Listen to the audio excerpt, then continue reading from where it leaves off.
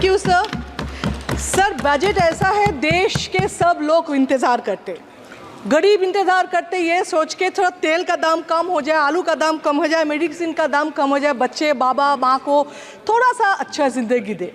Middle class ये सोचते हैं पेंशन में कुछ टैक्स बेनिफिट हो जाए, कुछ बैंक का इंटरेस्ट बढ़ जाए, कहीं पेट्रोल का दाम कम हो जाए जिसमें बाइक लेके कोई ऑफिस जा सकते।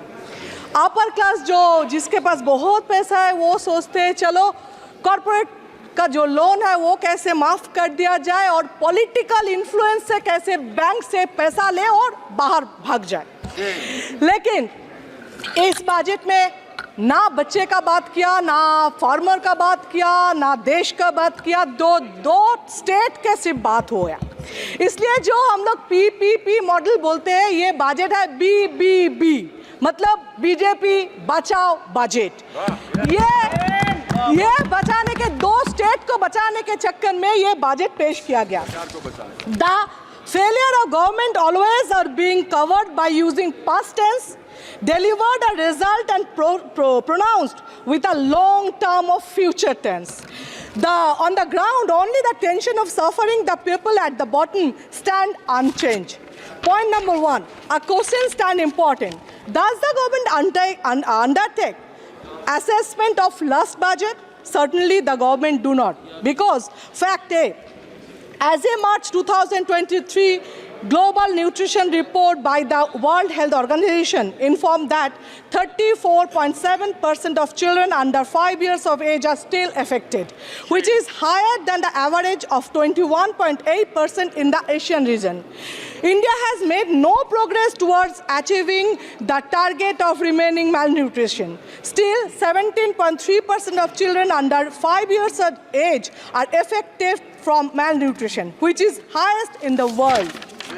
Fact B, as per Global Hunger Index 2022 report, child mortality rate in India was 3.3%. On these two unfortunate facts, saw the development of two further unfortunate realities. First, the word children remain absolutely absent from the hour-long budget speech. Second, the minority of women and child development has seen a magical increase of 2.5% in the budget allocation for the 2024 and 25. In 2014, we are told budget the education would increase to 6% on the GDP. In 2024, despite the dropout rate in class 10 stood at 20.6% in 2023. Budget speech not only had a monetary on primary or higher education, but the allocation of education merely increased by 0.74% from the 2023-24, which is below 3% on GDP. Sir, in February 2024, before election, the focus was the GAN, Garib, Yuva, Annadata and Nari. Besides Niti Aayog, many other study reports inform that out-of-pocket health expenditure is one of the primary causes of household money problem. Poverty for the people at low and middle income groups. In July 2024, GAN lost the focus. The health budget received only 1.7% raise from previous year, which is less than Indian budget. Sir, direct benefits कुछ नहीं है, infrastructure है, farmer job creation कुछ नहीं है। Flood सब state में, waste Bengal में नहीं होता है, हर साल होता है। हम लोग का चीफ मिनिस्टर नया जिंदगी देते, नया घर देते, इसमें वेस्ट बंगाल के लिए कुछ नहीं है। रेल के बारे में कुछ नहीं, कुछ बताएंगे कैसे? सिक्योरिटी का, सेफ्टी एंड सिक्योरिटी का हाल ऐसा हो गया रेल के लिए, अगर कोई टिकट रेल का कंफर्म हुआ तो LIC एजेंट घर में आ जाते, क्योंकि आप एजेंसी कर लो, क्योंकि आप जाओगे तो वापस नहीं आओगे, ऐसा हाल हो गया रेल का।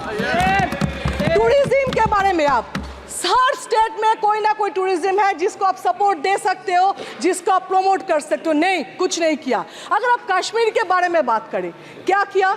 जब 370 हटे तो जो पुराने MPs है उसको याद होगा, सेंट्रल हॉल में हम लोग का कश्मीरी फूड देने के लिए स्टार्ट किए थे, लेकिन वो क्या था, तब लगा था अच्छा कश्मीरी फूड दे रहे मीन्स फीलिंग है, उसके लिए 370 हटा प्यार है, लेकिन उसको प्यार फीलिंग नहीं करते, उसको हिपोक्रेसी कहते हैं, जो क्या था गवर्नमेंट में। अभी मैं बोलती हूँ सब एमपी के लिए, मुझे पता है आप बेल दबाएंगे, दबा रहे।